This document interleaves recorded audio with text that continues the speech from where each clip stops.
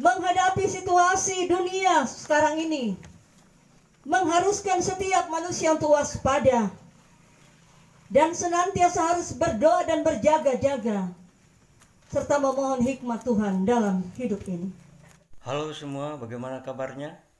Kembali bersama saya.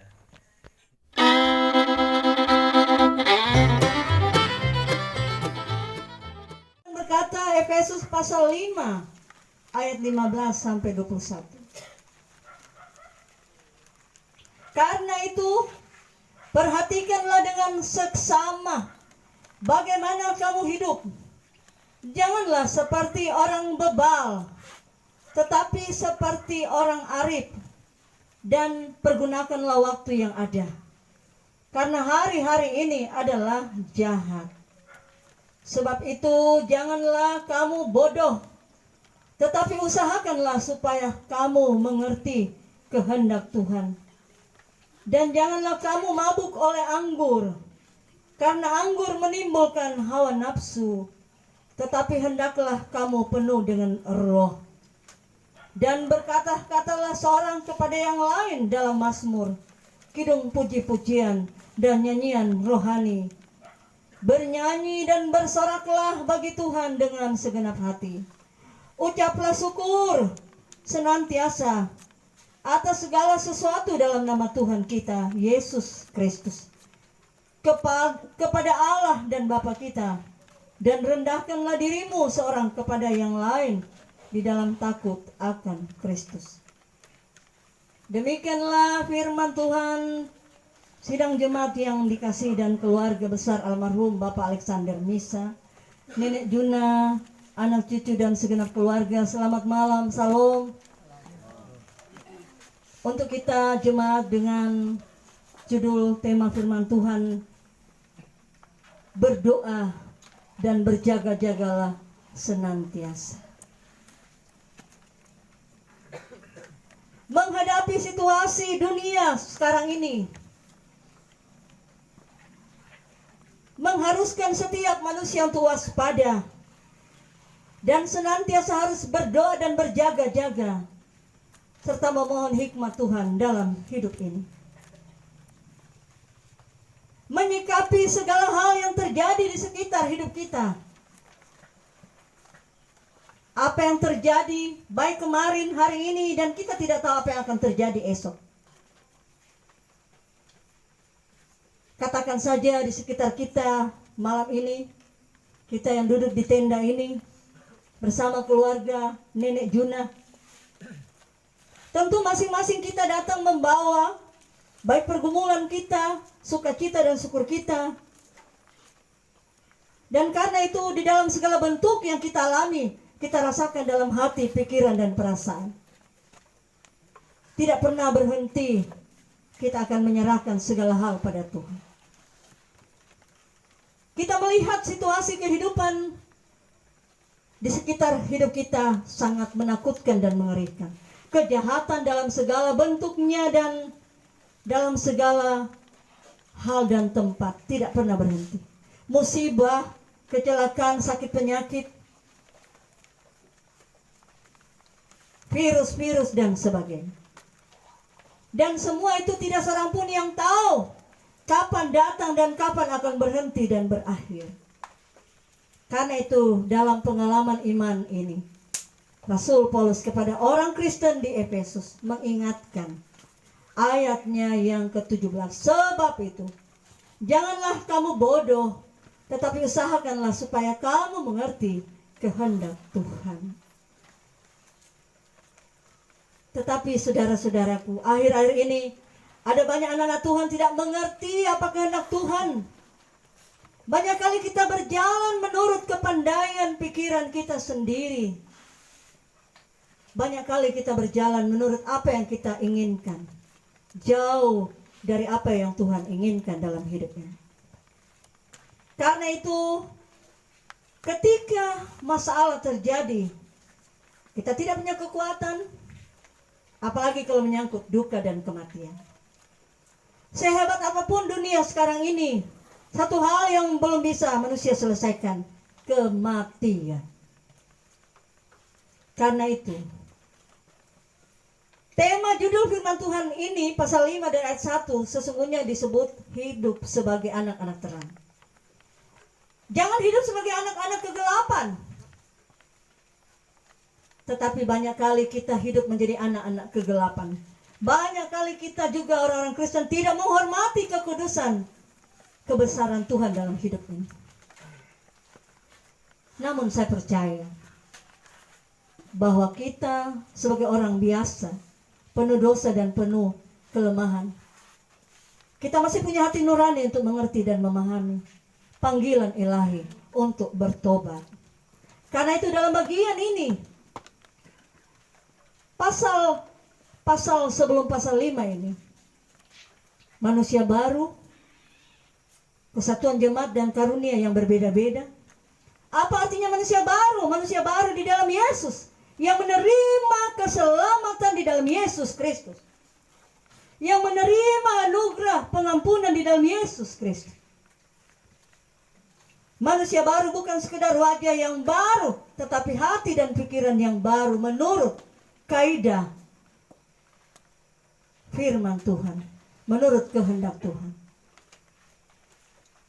Karena itu, kalau Paulus mengatakan, hai orang-orang Kristen, jadilah penurut-penurut Allah, jadilah anak-anak yang kekasih, sebagaimana Kristus mengasihi kamu. Karena itu dalam bagian yang kita baca, dikatakan usahakanlah supaya kamu mengerti kehendak Tuhan. Jangan kamu mabuk oleh anggur. Anggur memabukkan. Anggur dalam bentuk minuman, tapi anggur juga dalam bentuk keinginan-keinginan duniawi. Tapi banyak orang berkata bahwa kesenangan saya, urusan saya, bukan urusan. Karena itu saudara-saudaraku yang saya kasih dalam Yesus Kristus, ketika kita menghadapi situasi genting, bahkan ada yang mengatakan begini, sekarang ini dengan epidemi COVID-19 atau yang dikenal virus corona, orang bilang begini, sedangkan di rokok saja sudah jelas tertulis, isap rokok ini akan menimbulkan banyak penyakit ini dan ini dan ini. Tetapi toh orang tidak peduli, orang tidak pernah berhenti untuk mengisap rokok, bukan? Padahal sudah jelas ada tanda larangan itu. Itu artinya bahwa kita manusia memang suka berkanjang dengan kesenangan-kesenangan kita. Minuman keras mendatangkan kesenangan untuk pribadi-pribadi yang suka dalam hal itu. Tetapi satu hal yang pasti, saudara-saudaraku, Paulus mengatakan kepada kita, mari kita menjadi orang-orang dalam hidup kita sebagai anak-anak terang. Mari kita bernyanyi, bermazmur, mengucapkan puji-pujian, kita bersorak-sorai kepada Tuhan yang baik. Mari kita merendahkan diri seorang kepada yang lain di dalam takut akan Kristus. Apakah semua ini sudah kita kerjakan, saudara-saudara? Kita akan berkaca dengan diri kita. Saya juga berkaca dengan diri saya sendiri. Apakah saya sudah melakukan semua yang firman Tuhan katakan? Kita semua manusia tidak sempurna. Tetapi dalam ketidaksempurnaan ini, Allah turun dari sorga, datang menawarkan keselamatan pada kita. Dia menawarkan jabat tangan untuk kita dalam anugerah kasih pengampunannya, dalam kesengsaraannya di kayu salib di Golgota sampai mati, sampai 3 hari di dunia kematian, supaya ketika dia masuk dalam dunia kematian, dia boleh merasakan penderitaan yang manusia akan alami karena dunia kematian, karena dosa. Dan ketika dia bangkit kembali, hidup kekal menjadi jaminan bagi semua orang yang menaruh harap kepada Kristus. Inilah sesungguhnya yang membuat kita kuat menjalani hidup ini. Mari kita perhatikan tanda-tanda zaman dan jangan lengah. Firman Tuhan mengatakan, kata bodoh di sini tidak sekedar orang tidak sekolah. Banyak orang pintar yang sampai dengan gelar profesor dan segala macam. Tetapi bodoh yang dimaksud di sini, bodoh tidak memahami dan mengerti apa rencana Tuhan dalam hidup. Karena itu semua yang terjadi di bawah matahari di bumi ini ada dalam rancangan Tuhan. Karena itu ketika kita sekarang juga menyikapi kematian 40 hari yang lalu, kita sadar kita tidak bisa hindari semua ini. Nafas hidup milik Tuhan, dan kalau Tuhan mau mengambilnya, tidak ada yang bisa menghalanginya. Tapi satu hal yang pasti, ketika kita hadapi semua ini, kita berserah, berdoa, dan menaikkan pujian bahkan dalam situasi kematian yang menyedihkan sekalipun. Ditinggalkan orang-orang yang kita sayangi, yang mencintai kita, yang menyayangi kita, kita terus bersandar, berharap pada anugerahnya. Dan ketika kita menghadapi banyak masalah dalam hidup ini, kita akan bertanya, apa maksud Tuhan dalam hidup? Karena itu sekarang, ketika dunia dihentakkan dengan sebuah virus yang bernama COVID-19, ini mengingatkan dunia masih ada Allah yang berkuasa atas hidup ini. Di tengah-tengah kesombongan dan keangkuhan diri manusia, atas semua pencapaian kesuksesan yang manusia alami dalam berbagai bidang hidup ini, baik di bidang ilmu pengetahuan, kesehatan, pendidikan, keagamaan, dan lain-lain. Karena itu pada malam ini saya dan kita semua diajak, mari kita terus mau mengerti, memahami apa maksud Tuhan di dalam semua yang terjadi dalam hidup kita pribadi, dalam rumah tangga kita, dalam persekutuan bermasyarakat, dalam persekutuan berjemaah. Hanya satu hal yang penting, mari kita terus memandang salib Kristus, mengundang Kristus untuk hadir di dalam hidup kita, supaya ketika kita menghadapi kesusahan dan penderitaan, kita hadapi itu dengan penuh pengharapan iman. Dan akhirnya satu hal yang muncul, satu kata yang muncul, syukur, pujian, terima kasih pada Tuhan Allah yang baik, yang telah memberikan suami yang baik, ayah, kakek, saudara yang baik, seperti Bapak Alexander Misa di tengah-tengah keluarga ini. Dan dalam persekutuan jemaat, di tengah-tengah jemaat ada saudara anggota jemaat seperti kakek Juna. Dan ketika dia telah pergi menghadap Tuhan, kenangan-kenangan manis atau kenangan-kenangan yang tidak manis itu menjadi perjalanan proses hidup yang manusia akan alami. Dan karena itu, semoga keluarga besar Nenek Juna akan terus bersandar, menyerahkan hidup kepada Tuhan, bahwa apa yang Tuhan buat baik adanya. Apa yang Tuhan Allah buat dan kerjakan dalam hidup ini, tidak ada yang tidak baik. Karena semua ada di dalam rencana-rencananya yang penuh kebaikan dan mendatangkan damai sejahtera. Walaupun kadangkala kita sulit mengerti dan memahaminya, namun percayalah, Tuhan Allah dalam Yesus selalu baik, tidak pernah tinggalkan keluarga. Sebagaimana lagu-lagu yang kita nyanyikan, habis hujan tampaklah pelangi.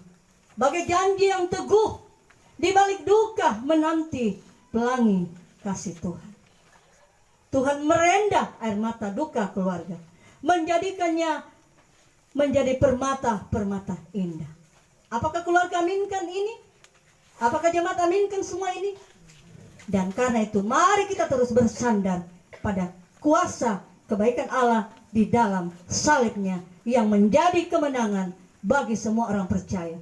Karena di balik kematian yang sementara ini ada janji hidup kekal yang Tuhan Allah sediakan di dalam Yesus, Sang Penyelamat dunia ini.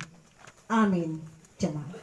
Terima kasih sudah menonton video saya ini. Jangan lupa like dan share, serta subscribe, dan jangan lupa tekan tombol loncengnya supaya channel ini semakin maju dan kita para YouTuber pemula menjadi maju semuanya.